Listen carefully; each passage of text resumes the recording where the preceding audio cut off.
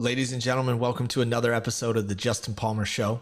Today's guest is Drogoszewski. I believe that's the pronunciation of his last name. We just call him Drogo. He's an incredible human being. I met him in New York City at his recovery studio called Recover NYC. He really quickly, he and I formed an incredible relationship, just talking about life and the journey and growth. And he was how I connected to Professor Fabio, who was on episode 4, I believe. It was his recommendation to train with Fabio at Renzo Gracie.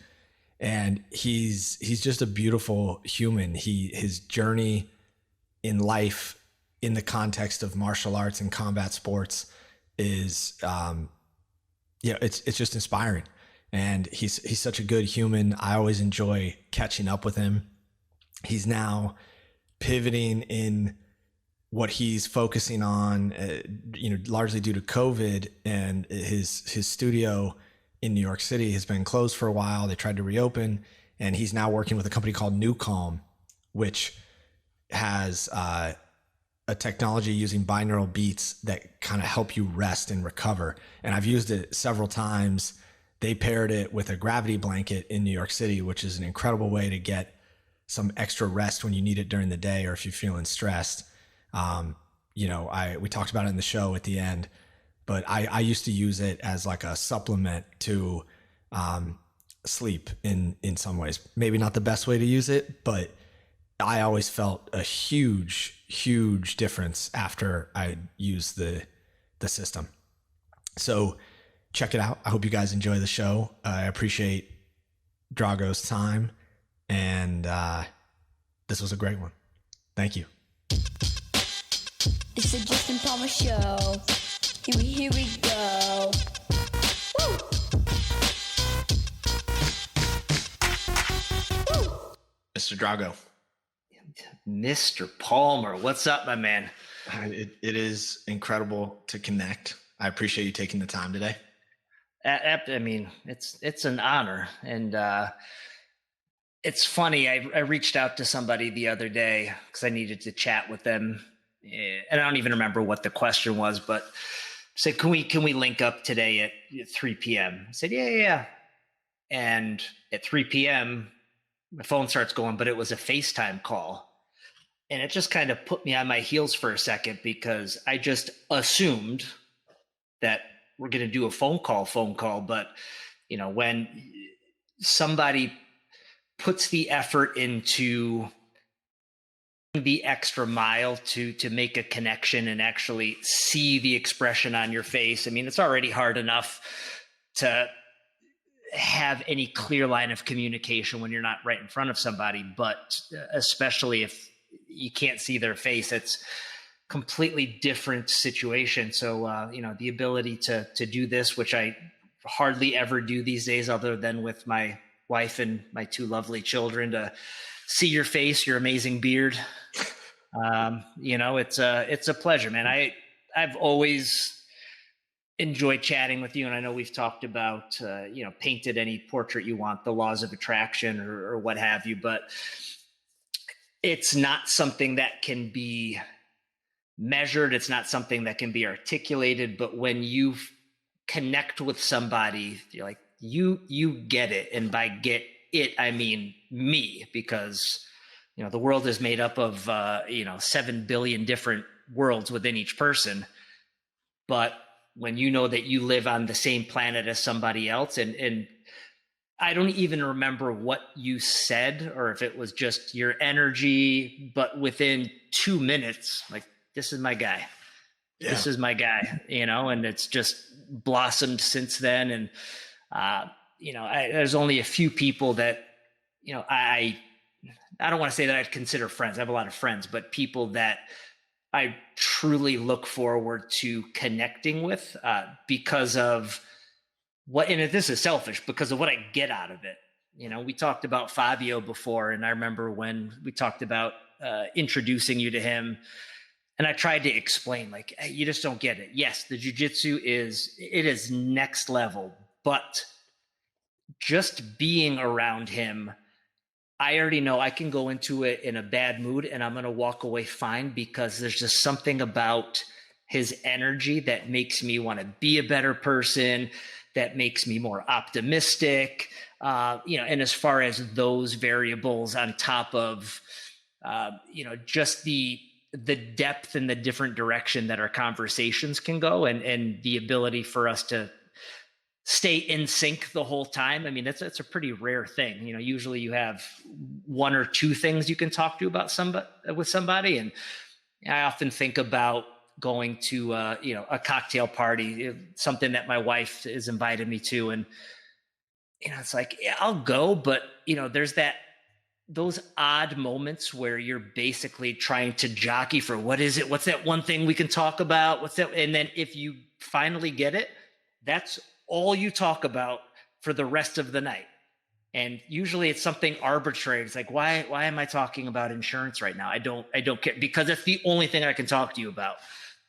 But with you, it's sky's the limit. And, I always feel evolved and a lot happier. So I feel like I'm getting more than I'm giving right now. So thank you. Oh man, I appreciate that. It's, I feel the same way. We knew. It's such a weird thing when you think about life.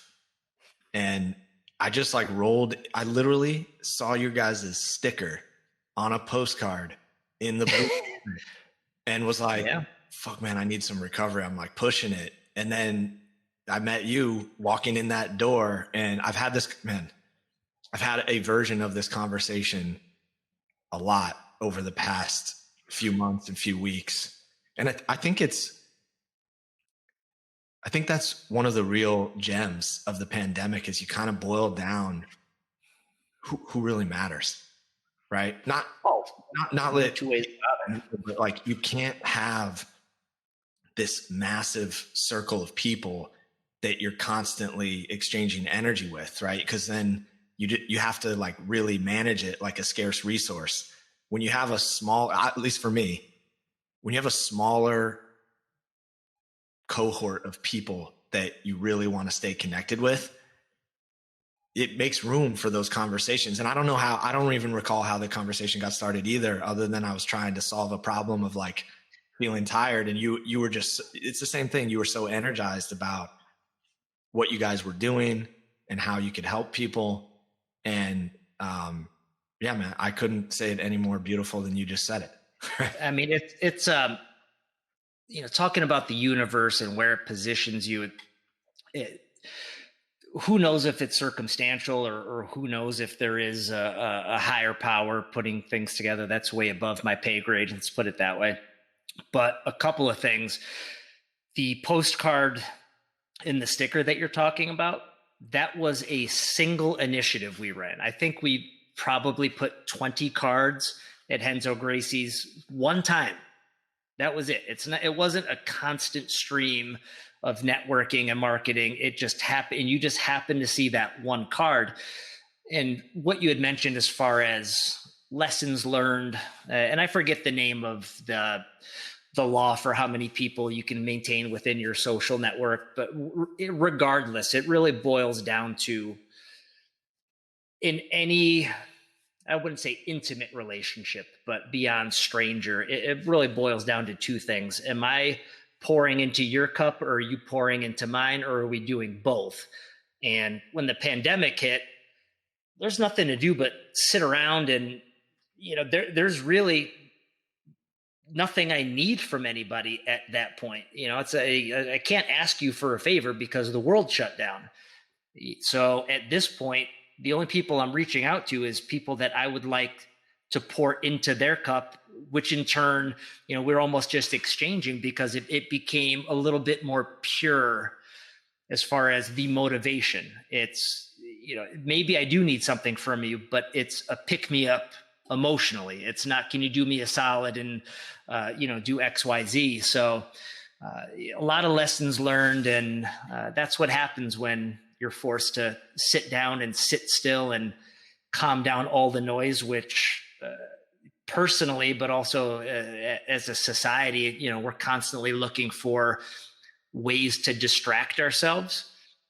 And I think it's gone unnoticed for a long time. It's just been a commodity, a novelty. Oh, I can watch XYZ on the train. I can do this. And I remember back to when I was a kid, and before we hit record, we were talking about all the things I did then versus the things that I'm looking out for my children with now. And I don't know if it'd be any different if video games were the way they are now, but I doubt it, in that the quote unquote boredom is what created the person that I am now. There was no quick path to distraction. You know how you distracted yourself? Go find something to occupy your time, period. Go, pick up a stick and pretend it's a sword. Go do X, Y, Z. And that's not, me sounding like an old man in the back in my days, but it's just the reality where, when you're delivered the path of least resistance, I just feel like we start to become consumers that are just occupying our time until our expiration date hits, versus engaging life and truly trying to find ways to stimulate ourselves, not have other things stimulate us. Totally. So, dude, I couldn't agree with that more. I think you see it as you become a parent, at least for me. Yeah. I think you see it way more clear too, where you're like, Yeah. oh, what you start seeing how the kids navigate towards technology, and you're like, what role does technology have in my children's lives? Right? Because I put our kids outside and they stand by the door, right? They're like, hey, when you we have to, I'm like, go get in the flow, Yeah. The other thing that I've really noticed, and you and I have talked ad nauseum about parenting, but growing up, I've led, I wouldn't say a risky lifestyle, but skateboarding and ollieing down 15 stairs and competing in boxing and doing this and doing that. And I noticed that as soon as my children were born, not only did I become a different person, as we talked about, but my sense of mortality has become a lot more clear. And there's levels to that. So obviously, yes, I want to stay alive for my children. But the thing I realized is, as I look in the mirror from morning to morning to morning, even though 10 years ago I had a full head of hair, I'm still basically seeing the same person because of those incremental changes. And now watching a 6-month-old turn into a 7-month-old and the very measured changes, I start to realize, man, time is going by so quickly. And there's these two representations of, you are not the same person you were 6 months ago. You might look, maybe you weigh the same, maybe doing the same job, but you are not the same person, and you shouldn't be the same person. The same way that they're evolving, not just physically and becoming bigger and refining their gross motor skills, but their personality, their interests. So as far as, really taking pause and thinking, what's important to me? Do I want to fight to control, this person that I think I am, or just go with the flow, as you said, and just let myself be the person that I'm supposed to be by doing what children do? Stick to your interests. What winds your watch today? Great. Does it tomorrow? No. And by the way, can I even read a wristwatch? My kids cannot, but that's a whole different story. Yeah. And we talked a little bit about this before we hit record. How did you get to the place where you just kind of accepted going with the flow of life? Or was that always a part of your journey? Was there, I'm not going to say a moment in time, because I always hate that question, right? But because I think it's a series of things. But was there those series of things, or an era where you started to realize that just going with the flow was more comfortable for you? Yeah, I mean, the cliched saying that hindsight is 20/20. I can definitely tell you when I had a moment of clarity that is who I am. But then once you have that clarity, you look back and realize, like, And by the way, do you curse on here? I'm trying to be mindful. Okay. Yeah. I'm not going to do it intentionally, but I almost did it right now, but I just want to make sure, where I look back and now that I can put that aspect of my personality on the table and observe it and look back and say, fuck that. Like that's been me my whole life. And you look back to anything that we do. And I think that we're going to end up talking about parenting over and over. Trying to teach Vera how to learn a bike. And I don't know if it's because of the over abundance of access of seeing kids doing certain things, but she at the moment has an issue where if she can't do it the way that she defines it as the right way, she becomes really disenfranchised. And I just remember the first time I saw somebody skateboarding, thinking, I want to skateboard. I have no idea how to do it. And I got on there, fell right away, busted my head, got up, did it again. And there was just this understanding that I don't know what I'm going to do, but I'm going to try my best and we'll figure it out. And that evolves into martial arts. Now, starting with karate, it's a different animal, as you know, and people have asked me before, if you ever put your kids in martial arts, what would it be? And I think to start at 6 years old, it would be karate, only because of the structure and the discipline, not because of the martial applications, but just who I want them to be as individuals. But it starts to, at that point, evolve where even if it's point sparring, putting yourself in a position to lose. And, I think about that 80s song. I think it's not the Velvet, but bottom line is you never win or lose if you don't run the race. And every time being terrified, and with point sparring, it's not terrified that I'm going to get hurt because you pull your punches. It's terrified, am I going to look like an asshole who claims to know how to do something and then somebody demonstrates you don't know it as well as you think you do, but still following through with it and losing and getting, when I say my ass kicked in karate, I just mean losing tournaments, but then winning more and starting to understand that perseverance and exposing yourself to that stress is the only way you get good at anything. Fast forward to actually before jiu-jitsu, I remember I used to work at Crunch Fitness, and at the time I was fighting in Golden Gloves, which again is just an evolved example of what we were talking about. But now I can legitimately get my ass kicked, but I don't know who I'm fighting tonight, and just having to deal with it. But at the time, I wouldn't say I had a chip on my shoulder, but I assumed out of all the personal trainers in here, that was when boxing started becoming a hip thing to do. It's like, well, I'm the top guy. I'm the one who actually fights. So everybody should just know that. And I almost said bow down to it, but that's not the way I think. And that's not the way I want to present myself, but it should be acknowledged. And then I tried to start a boxing class, but not presenting myself in the way that would attract other people. It's almost assuming you should know who I am because I know who I am. And there was a guy, and I'm not going to use names in the rare event that he listens to this, but I knew for a fact, best, I think he got his yellow belt in Taekwondo, but presented himself a certain way. And he bought a pair of Muay Thai shorts and started a class, and he had 50, 60, 70 people in there at a time. And that was a first moment of clarity. And I was 20 years old, maybe.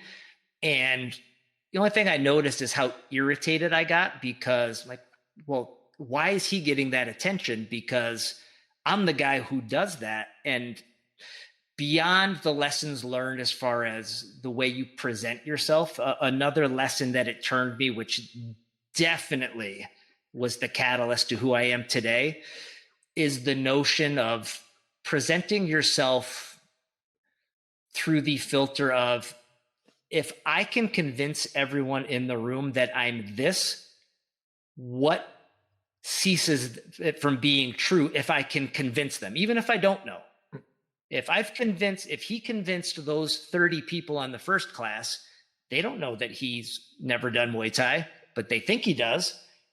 And then along the way, obviously the criticism stands a greater and greater chance of escalating. So you've got one of two decisions to make: be found out a fraud, or just, as the quote would say, mom always did the best she could, and when she learned better, she did better. You learn how to evolve your game, where then you can fool people that have a more objective eye.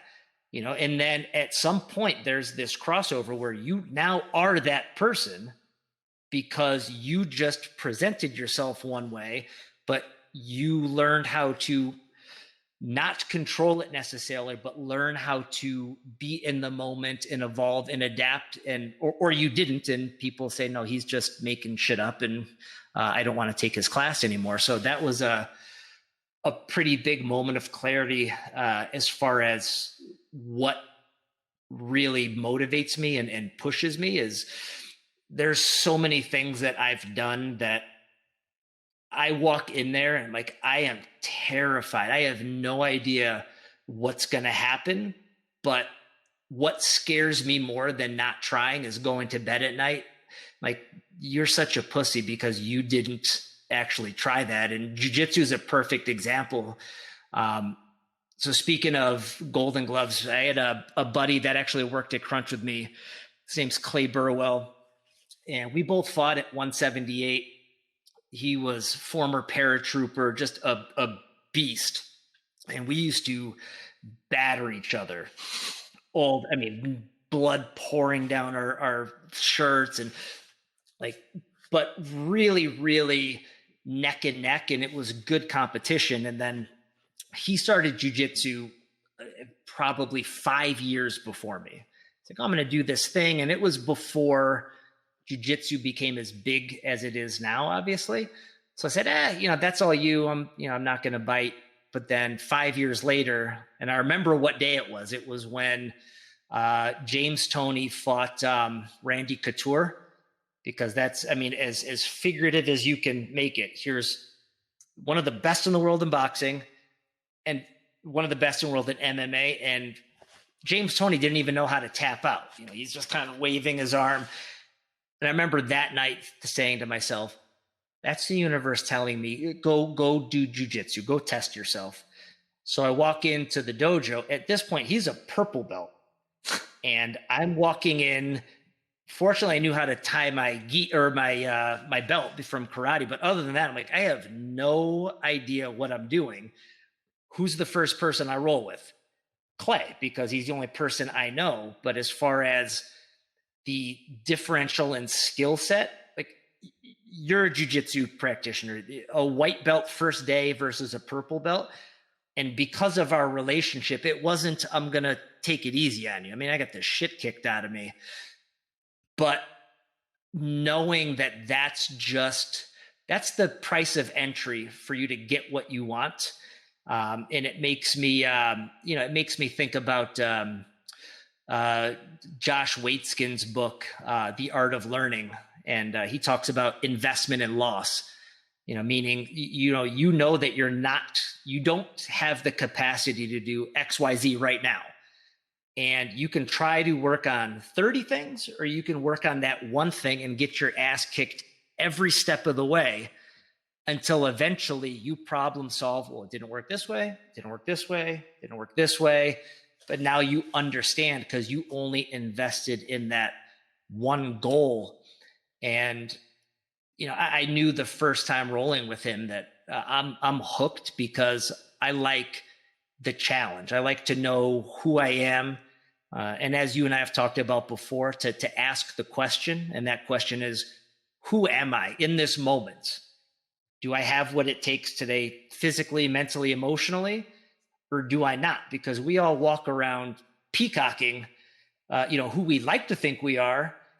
But then with jiu-jitsu especially, it's objective. Yeah. You passed, got passed, submitted. So the ability to have an answer like that to all of the who am I questions, like I don't really want the answer because I know it's not my self-perception, but there's only one way to get there. And that's just getting choked out and ghee burns across your face left and right. Totally. Yeah, man. It's it's Humble University, right? And I've had that discussion. I mean, even Professor Fabio, I had him on early on in the show. Shout out to Fabio, because that dude is a fucking A1 savage, right?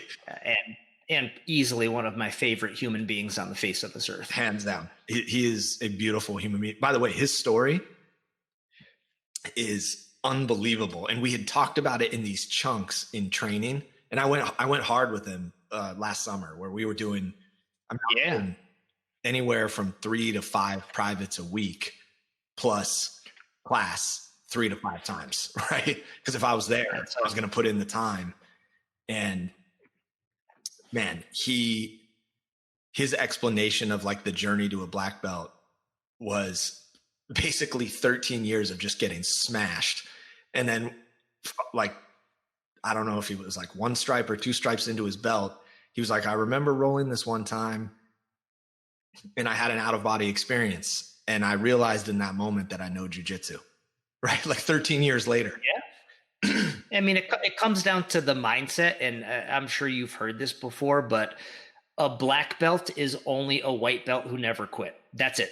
Totally. Bottom line. Yeah. And there's no way to get there other than dealing with your shit, whether it's the technical side, whether it's the mindset side, and the mindset. And I think that's why I've always gravitated so much towards martial arts. When people ask me, and I think they're silly questions, what do you think the most effective martial art is for defending yourself in the street? Like running away. Yeah. That's the most effective martial art. Like I've never looked at it for being a tough guy, but refining your entire instrument, but especially that mental side where you walk in one day and you're like, I feel like shit.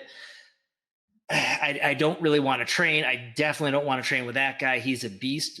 But you do, and you realize the dichotomy between what your brain is trying to tell you versus what you have the potential for. And that applies to everything you do in life. And you realize just step forward. Just step forward and start with step 1 and figure it out. Yeah. Yeah. And if you get choked out or knocked out or whatever, it's like you just get back up, right? Yeah. That's it. It's when did you start training? So you started in karate. Yeah, so I started, I think I was like 11 years old.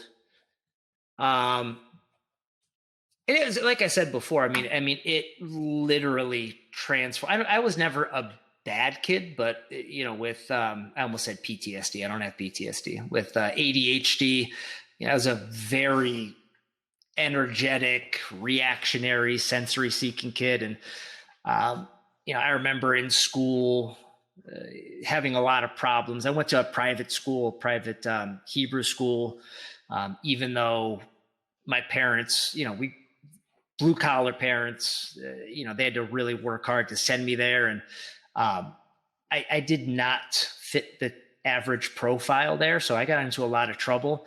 And I'm sure I'd have been fine, but then having the resource to invest not only my physical energy, but something to really, sink my teeth into. It changed my entire perspective on everything. And I stuck with that right up until I moved to New York City. Again, I don't want to downplay the role of karate, so when I, talk about winning this tournament or that tournament, it doesn't really mean that much to me after rolling jiu-jitsu once and understanding what you're putting on the line. But again, as far as the rewards and understanding potential, I did that right up until when I was 19. So graduated high school. In high school, I knew for a fact, I don't know what I'm going to do and I'm not going to force it. So the punk rock hardcore scene, especially in Syracuse, was pretty big. And there was a band called Earth Crisis, which vegan straight edge band. I mean, that's what they're known best for. They're friends of mine. So right out of high school, I had the opportunity to get paid to travel with my friends and, go to every state in the continental US and go to hardcore shows every day, which unfortunately resulted in at least 2 to 3 fist fights per week because in the mid 90s, being vegan was nowhere near the same response as being vegan today. So people throw meat at us while we're on stage. And, as a young, scrappy kid where the prefrontal cortex isn't developed until we're 25, where my response would always be fists and not trying to talk it out. But wait, then I got band? What's that? You were in the band? No, so I did. Technically, I did merchandise management. And I would just be the roadie. But the reality is there was enough tension from previous tours where one of the prerequisites was you need to be able to and willing to scrap, bottom line. I mean, that wasn't articulated outright, but it was known there's going to be fist fights more often than not. I mean, and I don't know, the degree to, which you want to illustrate the violence, but fights with Nazi skinheads and fights where somebody jumps out of the bushes with a circular saw blade with their thumb through the middle and all kinds of crazy shit. But that was roughneck shit. And again, as we talk about reflecting back in the moment, it was like, oh yeah, this is completely normal. Seeing somebody get mad balled with a pool ball and a sock and bashed over the head. If I saw that today, I'd probably vomit and need therapy. Back then I was like, oh yeah, well, that's what happens. He stepped up in the mosh pit and he got mad balled. I mean, what's the big deal? But it's a different person back then. Totally. But yeah, and then moved to New York. And initially I thought I was going to get back into karate because I think you and I are a lot alike in that I like to, and there's no end line for anything we do, but I like to follow through with things. I don't want to be a jack of all trades and a master of none. I'd rather commit to something. But there wasn't a school that had within the same organization I trained with. So I just took some time off and then did Muay Thai for a while. So the people that started 5 Points at the time, along with some of the people from the Watt, like Sean Hines, Edge Brown, they were all training at the Lafayette Street Crunch, which again, you look back on things that you took for granted then, and you realize, I can't believe what a treat that was, where I had some of the best Muay Thai practitioners in New York City just right there in my gym. There's a 20 by 20 ring. And I was like, oh yeah, well, that's what we do here. And then, you don't know what you got till it's gone is what they say. So I'm feeling that right now. Yeah, man. But you've got Hawaii on your side. So, but I did that for a little while. And as far as identifying, I don't know if you'd call them forks in the road, but things that motivate a lateral step. I think I was 21 maybe. And, by definition, I'm fairly lazy, even though I'm not, in that I try to streamline things. And I remember tried to throw a kick to the head one day, pulled one of my adductor muscles like pretty badly. Not only did I not know how to resolve it, I couldn't go to anyone because I was a broke kid and who was I going to go to anyway? So the answer was, well, I'll just stop kicking to the head. I'll just kick to the body. I'd do the same thing, tear it. Well, I'll just kick to the leg. And it just kept messing up, some of the muscles in my legs and my knees. So I just, I can't I just can't do this anymore. And then there was probably a year or two off where I was boozing and cruising, doing drinking a lot and doing blow and just a lot of stuff I shouldn't be doing. And I remember sitting at a bar, I just walked out of the bathroom, and I'm with my buddy who we one time went and did some sparring at a gym, some Muay Thai sparring.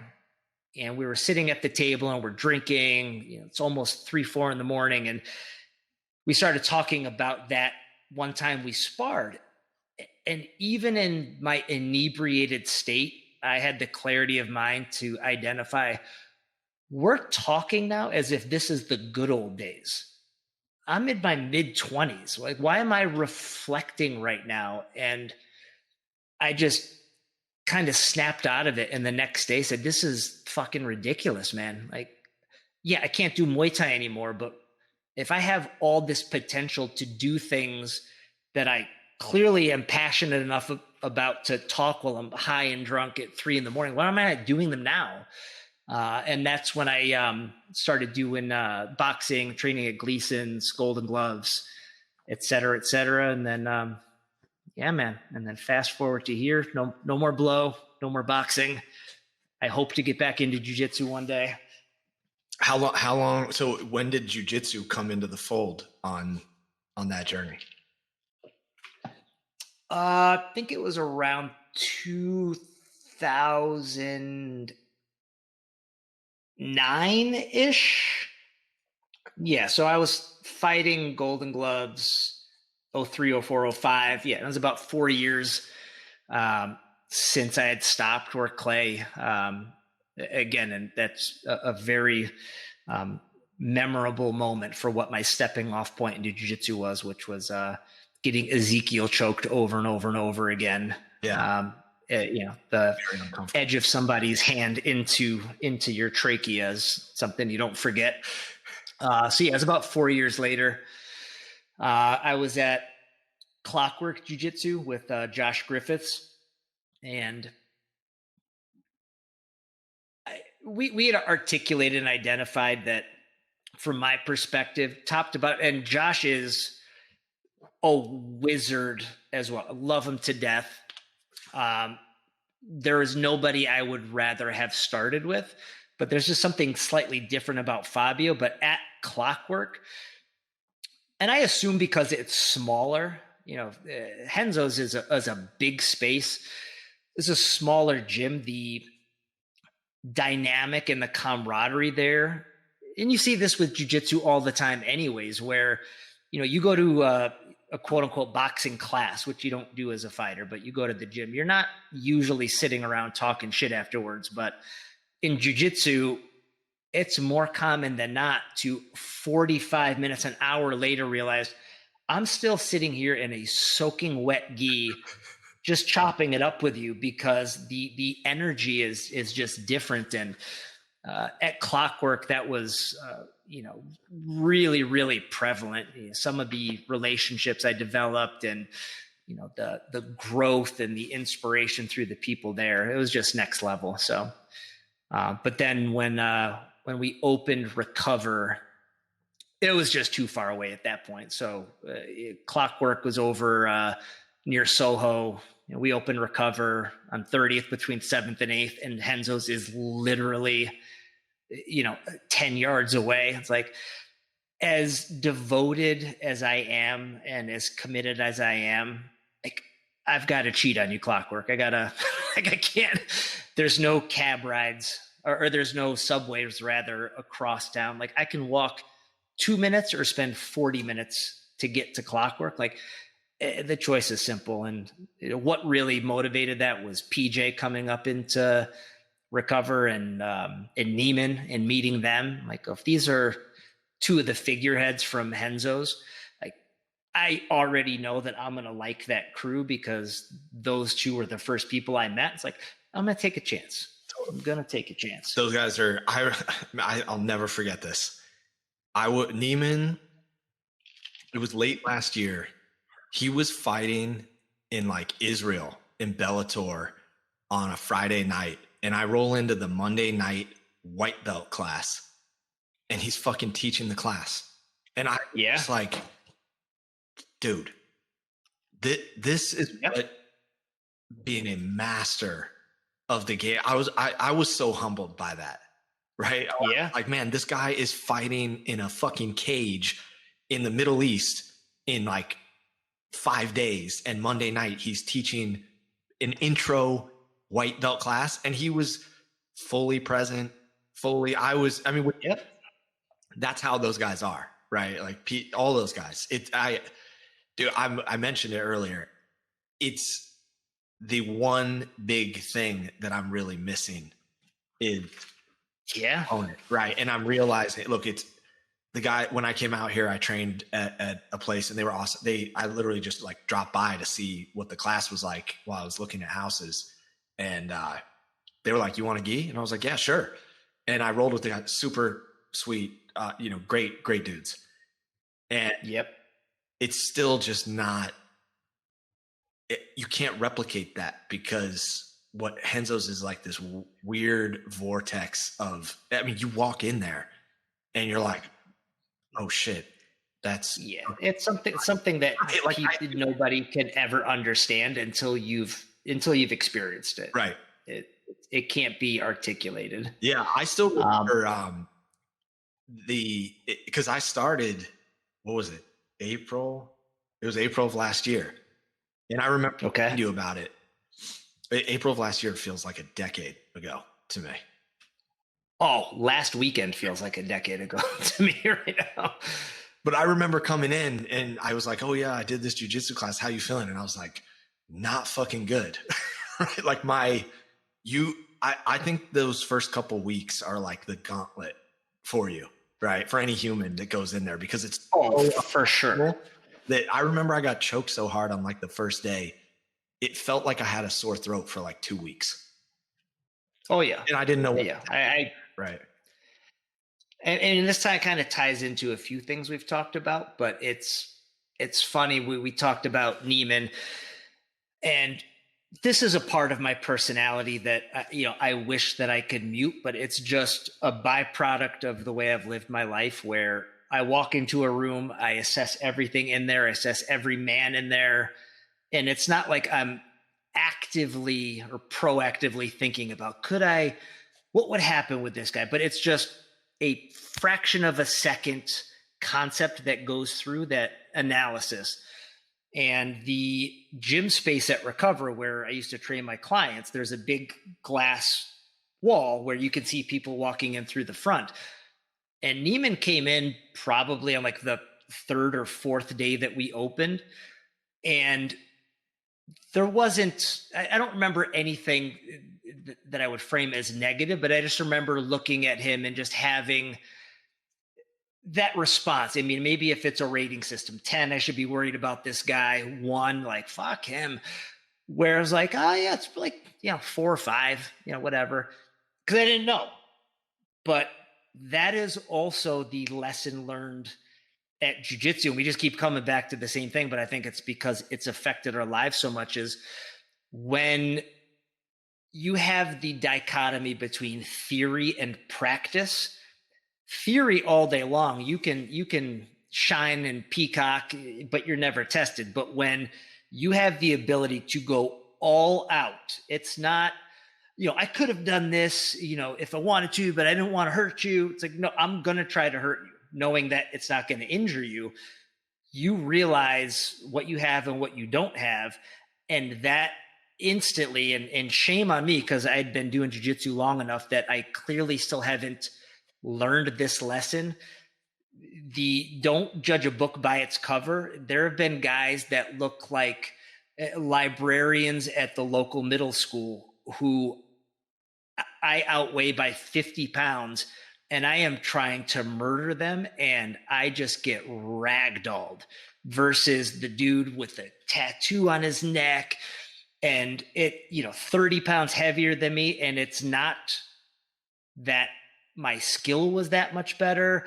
It's not anything other than you're just not as tough as you present, and you're probably presenting to mask the insecurity or the truth behind you. Like, you're very sensitive, but at the end of the day, and I've had this conversation with a lot of people, I think that's also the common denominator with a lot of martial artists is the sensitivity side and also the intelligence, and especially with jiu-jitsu, whether you can pinpoint it or not, it's you're sensitive, which means you're highly alert and responsive to stimulus, whether it's emotional, visual, and that translates to the need to want to control it. And you get to a point where you realize I can't, but I need to figure out how to either deal with me wrapping my head around not controlling something or truly controlling it.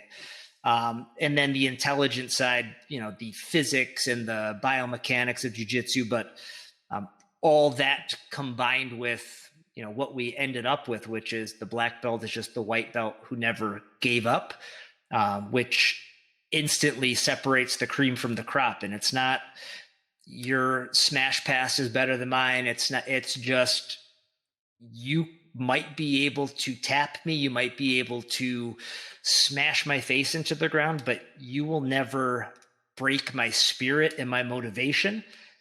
There's certain things that people can take from me, a pass, a submission, but there's certain things that you can only get if I give them up, which is my will and my mindset, and ain't nobody getting that one. So, when you surround yourself with like-minded people, and sorry for continually rambling, but I remember, and this is an odd parallel, looking back in my mid-20s and looking at, Hollywood stars and, why does this star only date that star? And that's ridiculous. Is it just because of X, Y, Z? And you realize, or I realize now rather, it's not because of the profile. It's not because of the bank account. It's because they can relate to each other. I used to think being a star meant just being handsome or pretty and getting the right opportunity, but the grind that goes behind it, the overnight success that took 10 years, that what it takes to get there. And you have that base between the two of you. And the same thing holds true with jiu-jitsu. You get to purple belt or even blue belt, you look at somebody like, I don't know your name, but I respect you because I know what it took for you to get there. So we have something in common. Totally. Now, look, man. Sorry I keep rambling. We're not rambling, man. This is like, I think it's important lessons for people to hear, right? Look, I started jiu-jitsu last year, right? At 30, whatever I was, 37, 38. And I had some Muay Thai experience before that, which was it. Again, I've had one of those experiences in my journey where everywhere that I've chosen to go has been one of those incredible places. Like, I started doing Muay Thai because I was traveling to San Francisco and I was out there 25 days a month with my family in New York. And I was watching the UFC and I had like a moment, and I don't remember exactly which fight. I think it was the Robbie Lawler and Rory McDonald 2.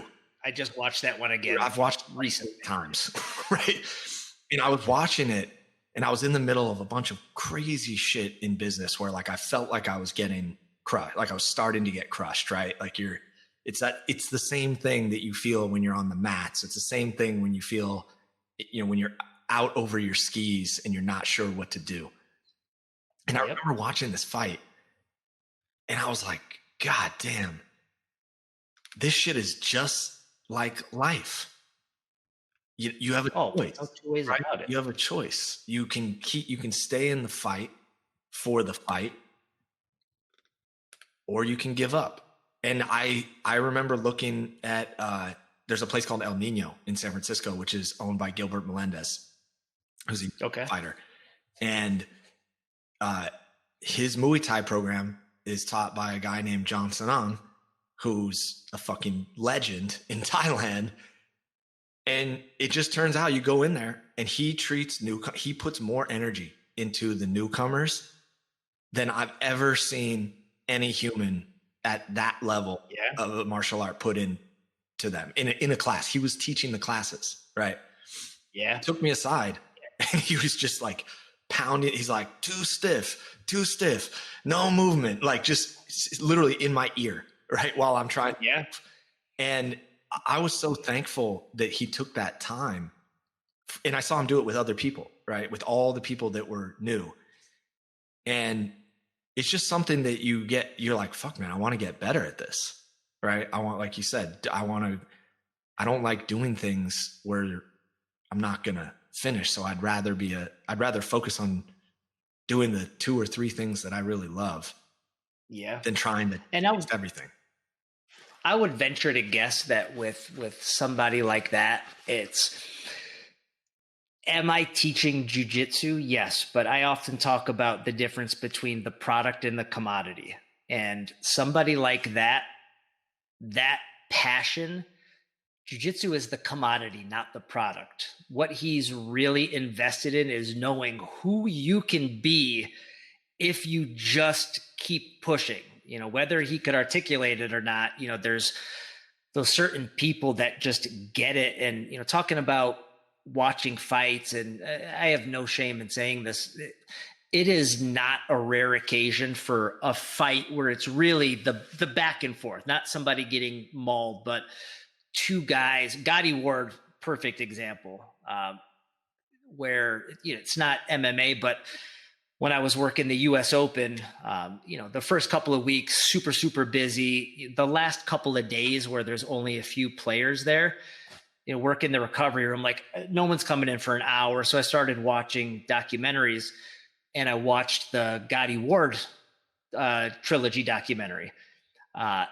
And knowing that somebody could walk into the room at any given point while I was working, I'm sitting there crying like a baby.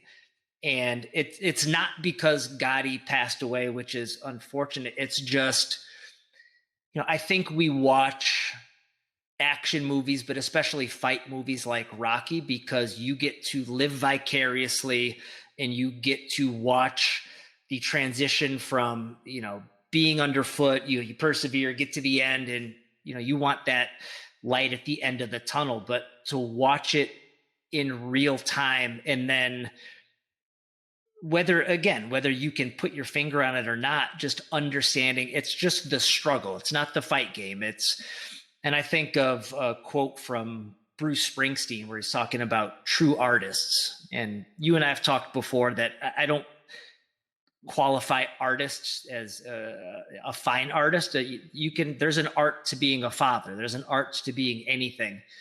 And Bruce Springsteen said the definition of a true artist is a true artist has a voice in their head that tells them they can do anything in the world they fucking want to, and another voice that says you can't do anything no matter how hard you fucking try, and they listen to both at the same time.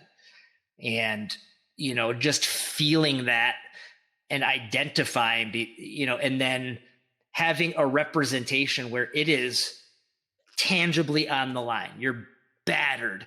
There, it looks, you just got knocked down, and everything's pointing to you can't fucking do this right now.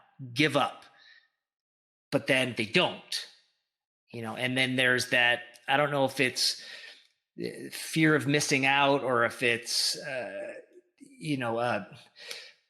I don't know how you would paint it, but the aspiration to, I wish that I had that moral fiber, whether you want to box or not or do jiu-jitsu, but just in the face of adversity, know that no matter what life throws at me, I will find a way to claw my way to the top. And not only is that not easy, I mean, it's fucking painful, and there's no better representation that a guy's got a busted rib, a broken nose, but finds a way to still do what's needed. That is ever since childhood always been what's driven me, and my motivation for martial arts is just to try to figure out who I am and what I need to get to that level. And yeah, man, talked a lot about boxing and jiu-jitsu, but I figured we might because that's what we do. Yeah. Well, you mentioned a couple times some injuries along the way, and in the context that we met, it was at Recover, and you've transitioned that into this incredible thing where you've gotten very knowledgeable about how the human body can not only recover, but how to enhance performance of athletes. And I think what you're doing is, I mean, you're so passionate about it when you're talking. I still think like the CVAC, I'm convinced is like some sort of fucking matrix steroid injection. But Oh, it is. that I've never felt that incredible in my entire life after doing that like 3 times a week. Yeah. But what prompted you to move into that space and kind of develop that skill set? I don't think you're going to believe this, but I'm also going to tell you a fight story that basically created the path there. So I was getting ready for a fight, and at the time I was a personal trainer, started training clients at 7 a.m., usually finish 7 p.m., 8 p.m. And my coach, Terry Sutherland, I don't remember if there was texting at the time. If so, it was like the T9 where you have to, hit the button 3-4 times. But I found out that I needed to show up at the Lafayette Street Gym to spar that night at 9 p.m. And, I never, as per my karate background, I never questioned the sensei. It's yes or no, sir. But in my head, I'm thinking like, fuck, man, I'm exhausted. I've worked all day. But more importantly, my shoulder was so jacked up that I could, maybe extend my arm 12 inches from my chest. So no jabbing, nothing. But I'm not going to make excuses. Like, that's what I've got. And if the sensei says show up, I show up. But wouldn't tell me who it was. Don't worry about it. You figure it out when you get here. I think, all right. So I walk in, and the only person I see is my coach, Edge Brown, the Muay Thai coach, who at one point had a relationship with Phil Nurse, and what the hell? I don't know why my mind just went blank. Sean. I don't know why I just blanked out on that. But anyways, Sean Hines. Good Lord. I think it's the lockdown brain kicking in. So Sean Hines, who was a multi-time world champion kickboxer, but more importantly, was also a boxer and known for his hands. And I've seen him dismantle people left and right. Again, we're just boxing, but I remember thinking at the time, I think I'm 5 inches taller than him, at least a weight class above him, thinking like, yeah, if I just dance and jab, I'll be okay. But I can't extend my arm. So what am I going to do? Like, I can either get into, bring the ruckus or walk away. So it's all right, man. Let's do this. And I remember putting my headgear on, and ego's a funny thing. So I look across the ring, and Muay Thai fighters, especially then, I don't know if it's changed now, just don't typically spar in headgear. And truth be told, I think science is illustrating it's safer to not spar in headgear. You're only extending the striking surface and your brain still rattles. But I looked at Terry and I said, he's not putting his headgear on. Should I take it easy? He's like, man, that's his choice. Like, you do what you came to do. I said, all right. And I mean, I just got dismantled. I mean, just lighting me up. But I made 2 decisions before stepping into the ring, which is I am not going to stop until you say we're done, which doesn't mean I beat anything, because I didn't. I mean, I got the shit kicked out of me. But again, going back to what you can take from me versus what I'll give up, like I will do 15 rounds if we need to do 15. The other thing is if we spar a second time, I would love to see you put a headgear on, because I almost, the mid 20-year-old version of me almost took that as a sign of disrespect, which is just me being naive at the time. The more evolved version of Aaron would say, well, no, just don't go all out like an asshole. But I did. But I think it was the 10th or 11th round, and I've just got my nose literally bled for 24 hours. Not solid stream, but the next day, if I put my finger in my nose, there'd be blood on there pouring all over. And I tried everything I could. I can't jab. So at one point in like the 12th or 13th, what do I have to lose? I'm just going to fight southpaw. Like, what on earth can go wrong? Like, it's not going to get worse than this. Do I fight southpaw? No, but the definition of insanity. I've been having the shit kicked out of me for 30 minutes now, and actually did some interesting things and walked out of that with a few takeaways.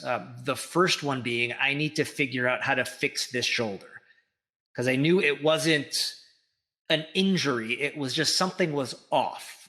It wasn't in the joint. It was around it. And I said, there's got to be an answer. So this was before foam rolling and stretching were as big as they are now, but I found somebody who knew how to do it. And I just foam rolled my lats and my TFL and my pec and did a little bit of stretch. It's like, holy shit, man, I can move my arm again. This is magic. And then I had that moment of clarity where I realized, what's magic for me? For other people, the magic is different. The magic could be, I just want to be able to carry my kid without throwing my back out. I want the magic of being able to go for a hike with my grandmother, whatever that is. Magic doesn't have to be what winds my watch, but what are you passionate about?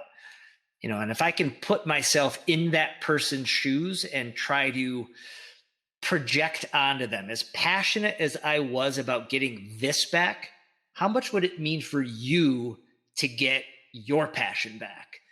And then that evolved into me teaching for NASM, teaching corrective exercise, and along the way, just understanding that the more I learn, the more I understand what I don't know and the systemic implications to recovery. So you can go after muscles, or you can look at the comprehensive global breakdown of how is your sleep benefiting or stealing from your shoulder healing.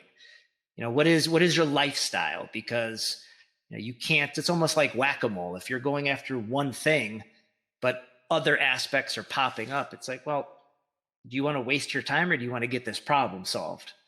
So I'm going to hit pause for a quick second. I got to take a quick leak. I'll be right back.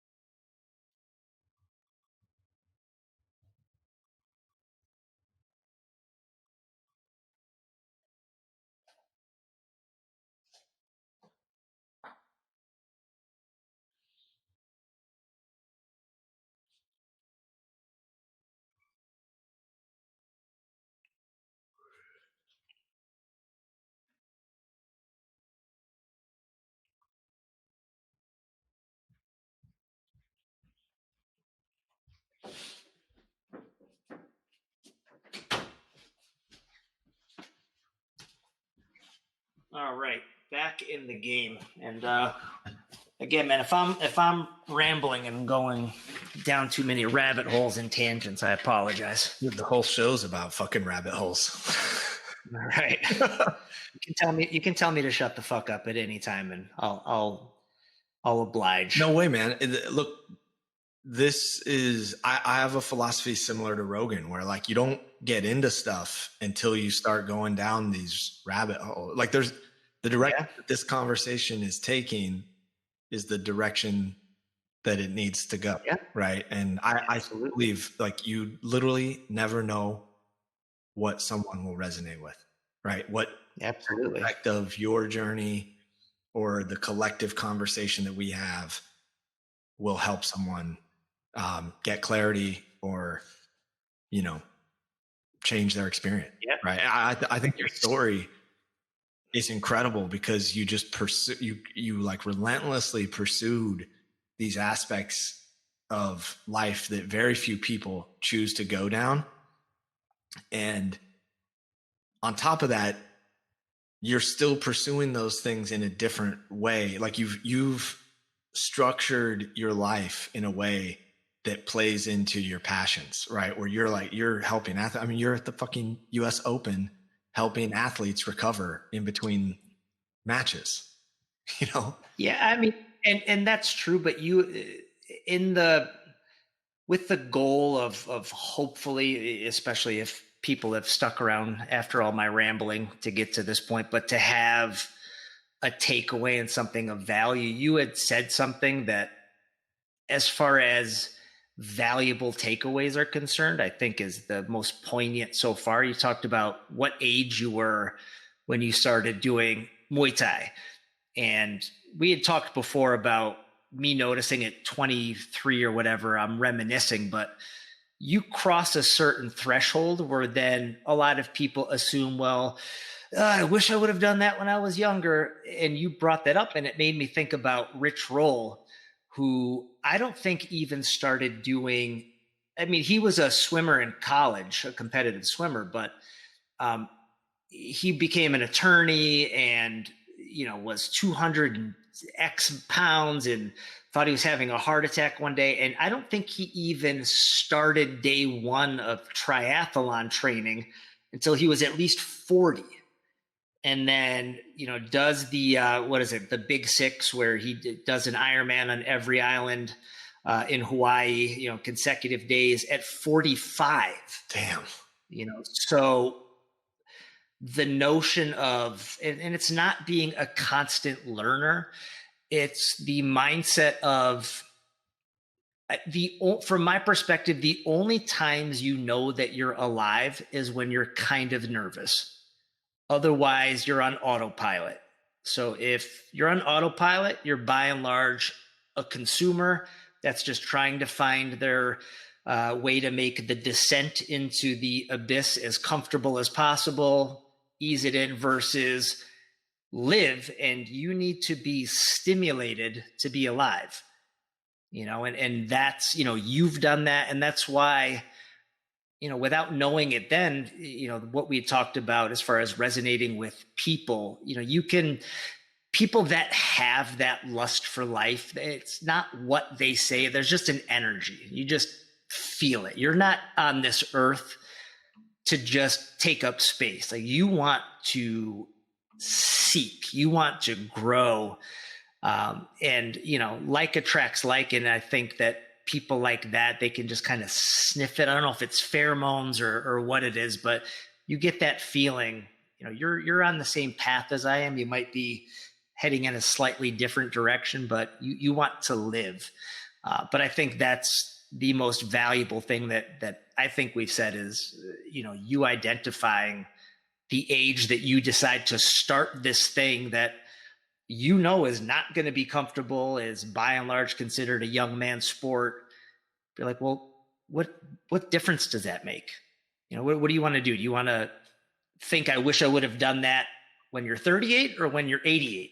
Because at 38, you might not be able to do it to the level that you thought you might, but who cares at that point anyways? That's already gone. You know, you can only control what you can control. Right. And what if you can? right? Yeah, Like exactly. that's always been my philosophy on life is like, what if, I'm going to take those big swings because what if you don't know Yeah. until you do it. And I think kind of coming full circle on the parenthood conversation, how I came across Henzo Gracie's is completely fucking random in that I came home from a 2.5 week business trip and I'm walking my 5-year-old son to school and he's telling me that this kid is hitting him in the face and won't stop. Like he ran it, like we're having this is the first time I've seen him in 2.5 weeks. And he's like, I don't know how you dealt with that, because that would, it's not an anger thing, but just the violation, because you can punch me in the face. I don't care. You say a quote unquote naughty word to my kids. But anyways, dude, that's a tough one. I mean, it's heart wrenching. And I was, I did all the things that I knew how to do. I was like, hey, what did you talk to mama about this? Did you talk to the teachers? He's like, yeah. And I like block it, but he just keeps doing it. And I had taken him when I was in San Francisco, I had taken him to El Nino and he did kids Muay Thai and he did some jiu-jitsu there. And he loved it, right? He was like, he wanted to go with me because he saw me doing it. And that was really the first moment where I was like, you can't just talk the talk. Like you got to walk the walk. Like this boy needs your guidance here. And my honest advice, because I was like, he's like, I told the teacher, I defend myself, but he like keeps doing it. And I was like, look, man, Muay Thai. I'm not saying hurt him, but if he doesn't stop, lay him out. Yep. He was like, but I'm going to get in trouble. And I was like, I will never punish you for defending yourself. And that moment, it was almost his 6th birthday. And I was like, I need to find a jiu-jitsu place because I had watched enough UFC where I was like, I think this will help him build his confidence. So I signed him up and I was like, you got to fucking do it, man. I don't want to do it. Yeah. You got to do it. And every day then he was like, Papa, I want you to do this so that we can train together. He literally nagged me for probably 6 or 8 months. I want you to do, when are you going to do jujitsu? And do you know Professor Harley at Henzo's? Yes. Yep. That guy is also a complete savage, right? Yeah. He taught the kids program and he was like, hey man, your boy really wants you to try this. Like you want a gi? And one day I was like, okay. I just said, okay. And it's just funny how those things happen. Right. And you end up, I mean, I thought I was a total pussy, honestly. I mean, I was comfortable standing and striking, but I looked at those dudes doing jujitsu and I was like, these fuckers are monsters. Like, I'm not that. Right. And you go in there and you realize you get tapped a bunch, but you also realize like, hey, I can hold my own and I'm not getting, just like you, I have that thing in me that I'm like, if I'm going in, you got to find a way to get me to stop breathing because I'm not going to stop. Yeah. And I have that mentality goes with like how I run and how I do everything. And I think I heard this at a Tony Robbins thing, but for men, the physical aspect is deeply spiritual, right? Oh, for sure. No two ways about it. You find that in every aspect of what you do. Like you said, you come out of these situations, like you can't use your lead hand in a boxing match with with a savage, right? Yeah. You come out of these things a different person. And I don't know if you noticed this as a father, but you've got a boy and a girl. My wife teaches early childhood development, and Vera was unbelievably articulate at a super early age, super early. And watching other kids, boys especially of the same age, I'd ask her, like, why isn't he as verbal? It's like, well, she's, not to toot her horn, a little bit advanced, but also like girls, they just develop in that context faster. Boys, it's a little bit more gross motor. And then having Asher, seeing it for sure. I mean, the age he is now, Vera was blah, blah, blah, blah, blah, but just that built-in physical component to our DNA and the way that we engage the world, the way that we express ourselves, that is tied into our being.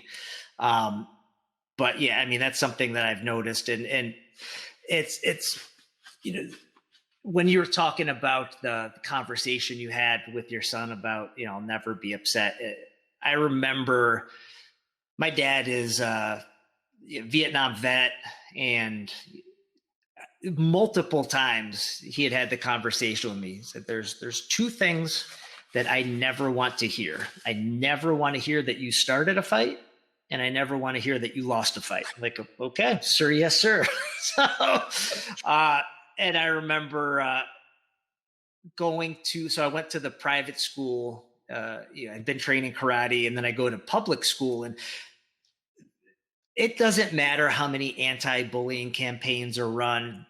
With boys especially, there is always a pecking order. That's always, and now whether it translates to fisticuffs or whatever it is, people just kind of jockey for position. So I was my first day there, and 7th grade, and I was walking back in from recess, and this kid pushes me from behind. I'm like, what's up, man? And I don't know if that's what it was. I don't remember anything happening, but then he, basically indicated, I want to fight you. It's like, why? I don't get it.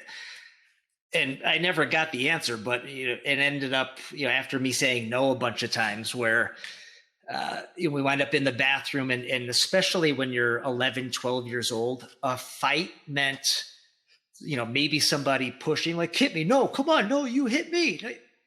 And he went to push me, and I just rocked back, bow, and, just started laying into him.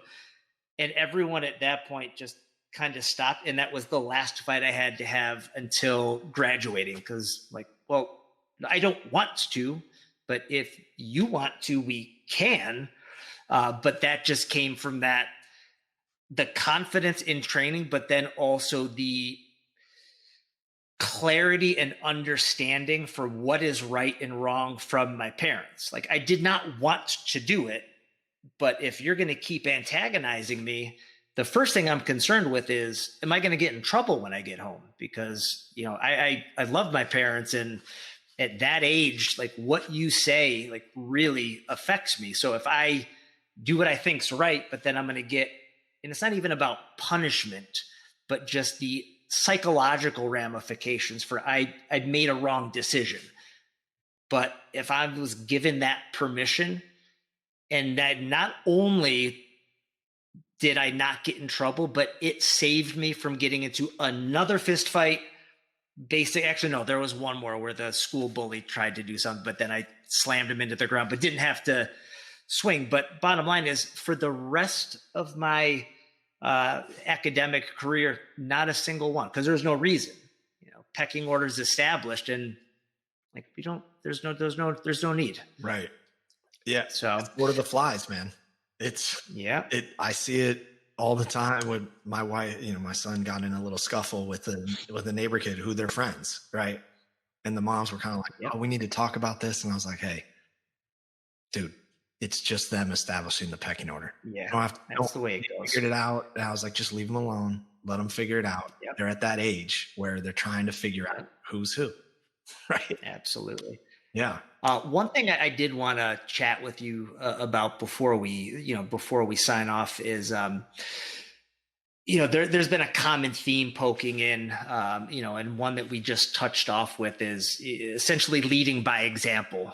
Your little boy wants to do X, Y, Z, and whether you were truly motivated to actually do jujitsu, I know as a father, I'm sure a decent percentage was, I want to play this role as a father to the best of my ability. So even if it's something I don't want to do, I really want to do it.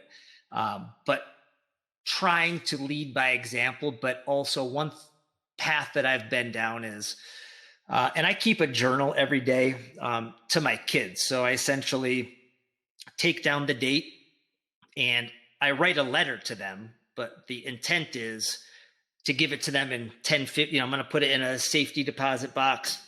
So yes, I'm journaling, but it's really a letter towards them so they can reflect back on, when daddy was 42 years old, now that I'm 42, they can read through like, oh, it's not just me. Like it really, oh, this is what being 42 feels like.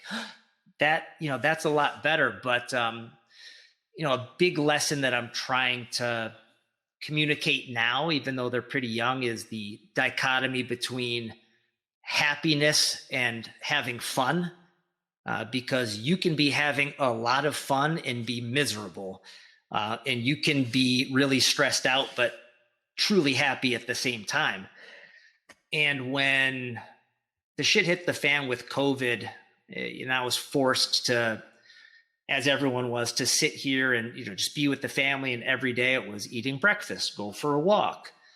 And I realized, like, I might not be stimulated the same way, but I have a depth of happiness right now that I've never experienced. And the thought of losing that just terrified me. Like, I don't want to go back to normal. Like, so what does that mean? Because the safe decision is, well, go back to what you did to make a living before that. But it's once you identify what makes you happy, if you have that fighter within you, it's like, I'm going to fight for it. And I don't know what that fight looks like. And we talked about Tony Robbins, but the quote he has, if you want to take the island, you've got to burn your boats. It didn't translate to action at the time, but right around June, I made a decision.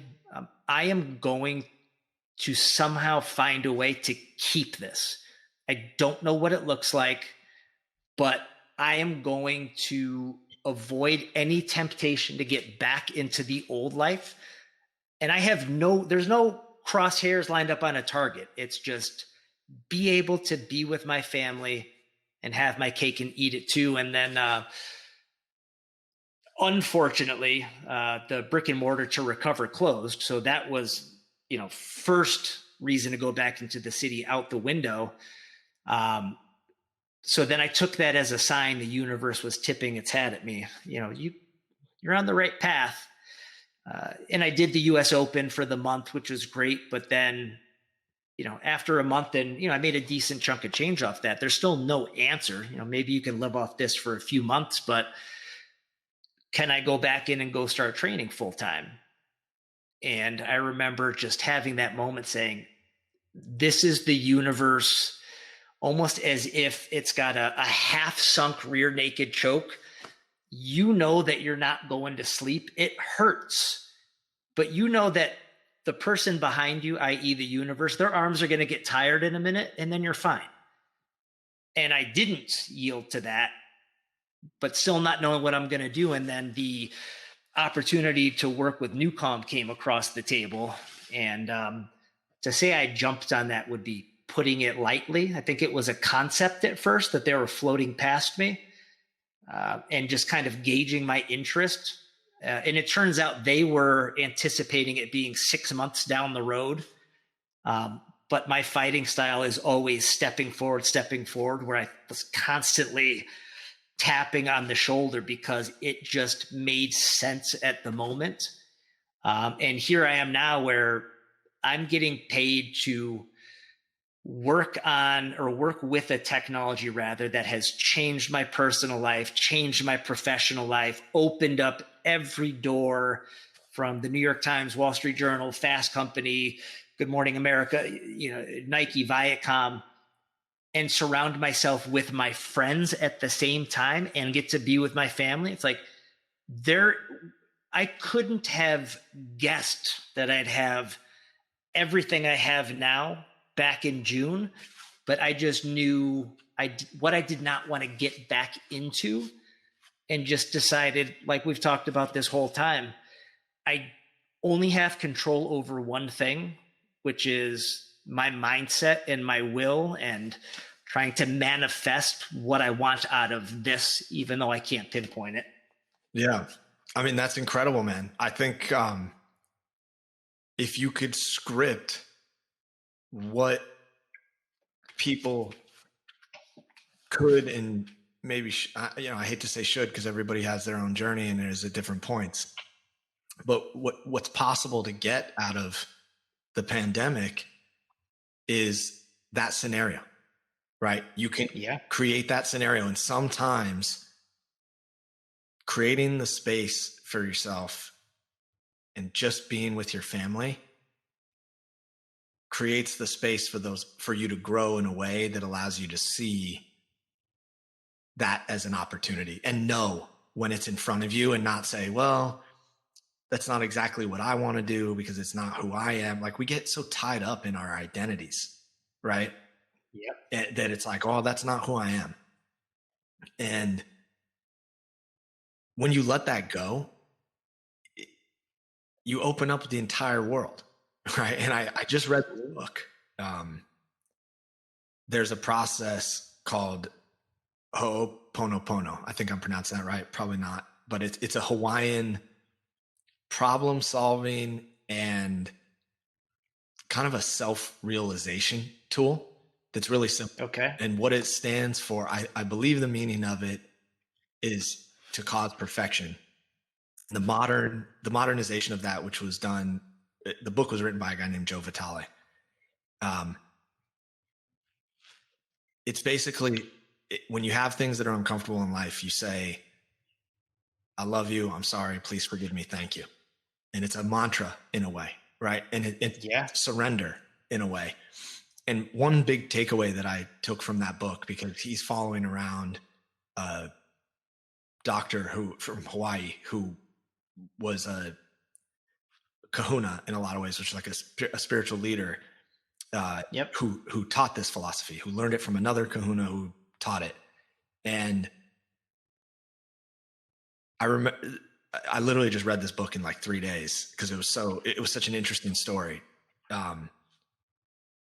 The doctor was like, don't plan anything. Just let it happen. And this is like a presence thing. This is what Eckhart Tolle teaches, right? This is what like Deepak Chopra teaches. This is what people, and these are just modern versions of humans that are passing along this message because they've figured it out. Humans have figured it out for thousands of years, right? Yeah. Being present. We have a modern obsession to plan and control and design and have this thing. And I believe there's value in doing that so that if you can find the path to creating your own life. And by creating your own life, I mean going with the flow of the universe, right? To be clear. Yep. Because absolutely, you look back at your journey and you see like the needle that needed to be threaded for you to be at this place, the people that you connected with and how you connected with them to be in the moment right now, couldn't more of a perfect design of universal intelligence, right? Absolutely. So one thought I want to cap this with, and then I've got to go run to do a few things. But again, I think that you've articulated the two most poignant aspects to this conversation. And the last one that you just said being, people don't do X, Y, Z because quote unquote, that's not who I am. Let's reflect back on our conversation today.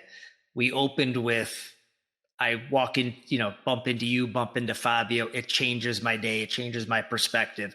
We've talked about my sense of mortality and watching how different my child is from one day to the other, from one moment to the other. So not only is it ignorant, but I think it's also short-sighted and selling yourself short to ever have that mindset.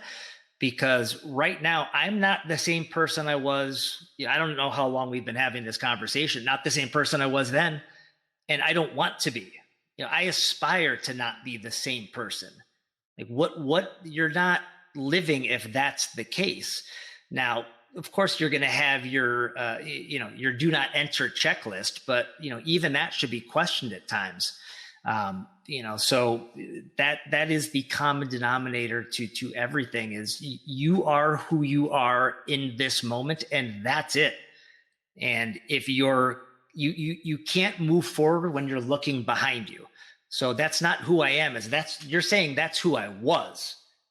Who you are is right now. So you don't know who you are right now. Figure it out.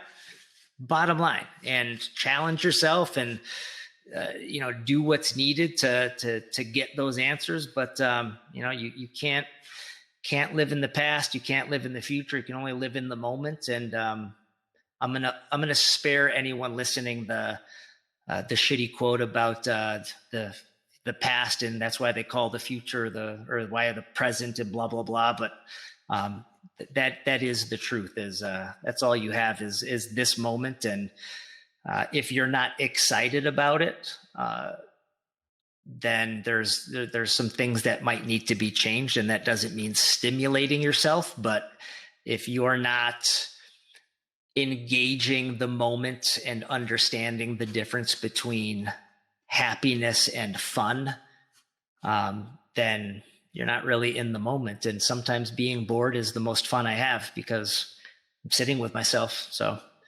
totally, man. Yeah, man. Look within, right?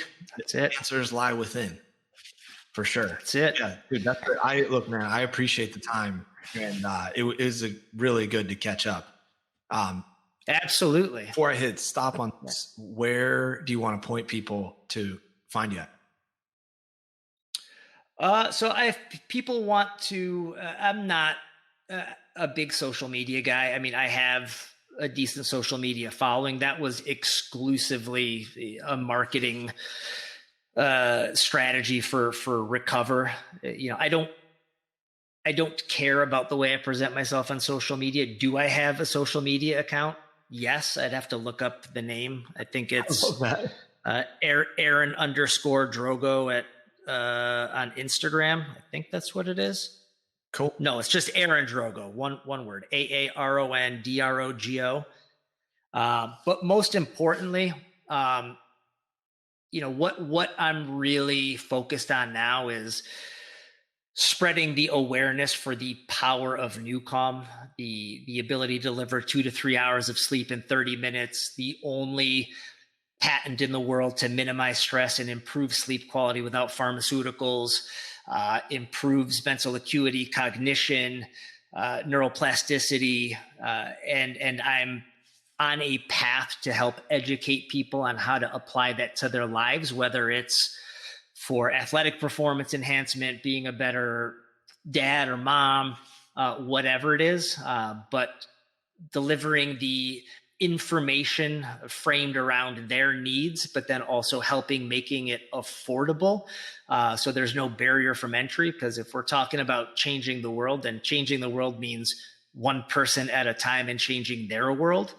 And especially in 2020, I think that it's axiom that we can't always control our external environment, but whenever you have the opportunity to control your internal environment, you're ahead of the game.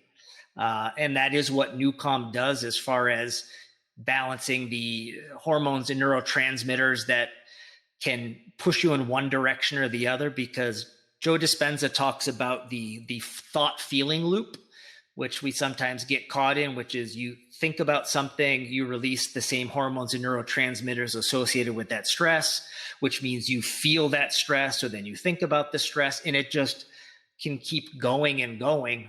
Stress isn't something you will yourself out of. When people say, "Oh, take a breath, calm down," like, thank you for the advice. That's wonderful. But even if you could do that, that cortisol and norepinephrine and all those biochemicals are still in your blood. So even if you could turn it off, it still takes a while to make its way through. But if you have a technology that used to be $5,800, but they found a way to get it down, I think it's around like $35 per month with no strings attached, No minimums, no commitments. It's used by the Golden State Warriors, Philadelphia Eagles, tons of UFC fighters. Because again, if it's about sleep, that's your product. But consistent with what we've talked about fighting, and you know this, that there is a stark contrast between being intense and being tense. Being intense is a good thing. Being tense, not so much. But again, this is a technology that goes to the source that really helps to balance the autonomic nervous system. So if anybody wants to hear more about that or read more about that, if you email me, it's Aaron, Aaron, at recovernyc.com. So RECOVERNYC. I'm impressed with myself that I got that out without flubbing. And I'll be happy to send it over to you. I'm just trying to put my best forward and help people live their best lives by owning their day. And that's it, man. Awesome, man. Yeah. You turned me on to it, and for sure, it has real value, right? You can, yeah. I mean, I remember last little thing. I remember coming in to recover after the baby was born on no sleep, and I had like a full day. Oh yeah. And I mean, dude, I probably looked like a ghost when I came in there, and you set me up on you did heat pad in like an hour. And I made it. I powered through like a 14-hour day after doing an hour of it, which was incredible. Yeah, man. It is the real. Glad that you took. The caveat that I like to add to that is I always I love that story, but I always want to present myself as honest as I can, and we all understand the notion of you can't outrun a bad diet. You also can't out technology a shit lifestyle. So I'm not indicating that you don't have to sleep and you only do new comp. You still need to sleep. You are a special example because you're high on life. You just happen to be sleep deprived for having a baby. I'm not pitching snake oil wherein, you can act like an idiot and do new com and you're going to be happy as can be. That's not the way life works. But sometimes we need a little boost. We need a little kickstart. We need a little safe haven, and that's what it is. And I just want to share that with the world. And that's my story, man. Dude, I appreciate you sharing it with an open heart. And I appreciate you. Yeah, this was awesome, man. That's it, ladies and gentlemen. I appreciate you tuning in. And I want to thank Drogo for taking the time. That was an incredible conversation. Love hearing his story. Love hearing all the inspirations that he's gotten on his journey through life and in martial arts. And love hearing that he's connected with the New Calm guys to help them grow their platform. I mean, he's the guy to do it. He's super knowledgeable about that stuff. Please, if you're interested, reach out to him. He's a wealth of knowledge in the sports recovery training space. He really helped me loosen up some critical neck and shoulder things that I had going on that were brought on from a lot of training. And I went to their shop in New York City 2 or 3 times a week to use the different things and really get input from them, from him and his team, by just bouncing things off him of what I was feeling and experiencing. So I hope you enjoyed that one. Check out what he's doing at New Calm and Recover. Shout out to Chris Williams, as always, for producing the show. Peace.